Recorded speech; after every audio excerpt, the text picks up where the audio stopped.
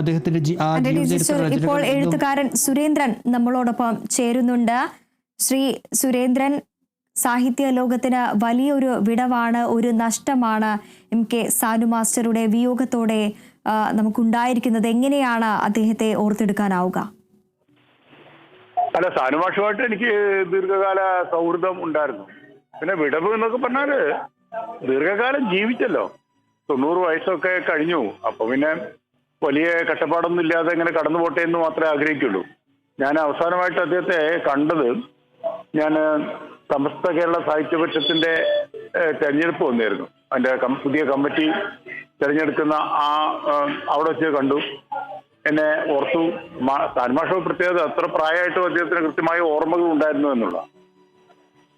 അദ്ദേഹം അതിപ്രഗത്ഭനായിട്ടുള്ള അധ്യാപകനായിരുന്നു, നിരൂപകനുമായിരുന്നു, ജീവചരിത്രകാരനായിരുന്നു.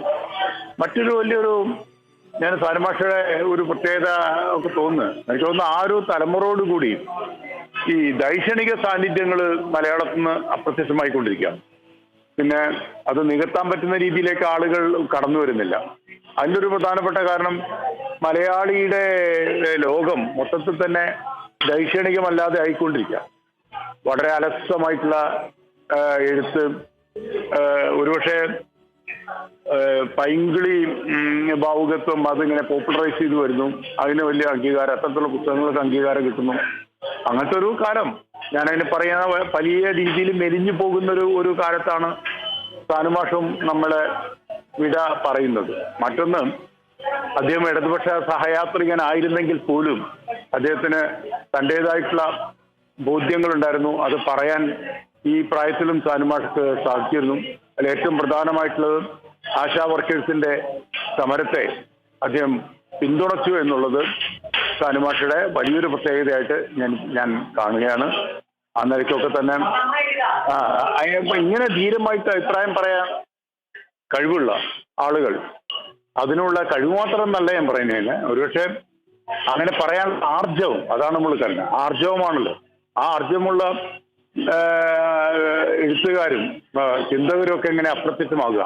മിക്കവാറും എല്ലാവരും ഇപ്പൊ ചെയ്തുകൊണ്ടിരിക്കുന്നത് ഭരണകൂടത്തിന്റെ പിൻപറ്റി ഭരണകൂടങ്ങൾക്ക് സ്തുതിപാടി അങ്ങനെ കഴിഞ്ഞു പോകുന്ന തരത്തിലേക്ക് എഴുത്തുകാരുടെ ജീവിതം കടന്നു പോകുന്ന സമയത്ത് സ്വതന്ത്രമായി അഭിപ്രായം പറയാനൊക്കെയുള്ള, ശരിക്കും അദ്ദേഹത്തിന്റെ മറ്റൊരു വലിയ ഒരു കോൺട്രിബ്യൂഷൻ ശ്രീനാരായണ ദർശനങ്ങൾക്ക് അദ്ദേഹം കൊടുത്തിട്ടുള്ള പുതിയ വായനകളൊക്കെ ഉണ്ടല്ലോ, അതെല്ലാം മലയാളിയുടെ ദൈക്ഷണിക ലോകത്തെ ദീപ്തമാക്കിയിട്ടുണ്ട്.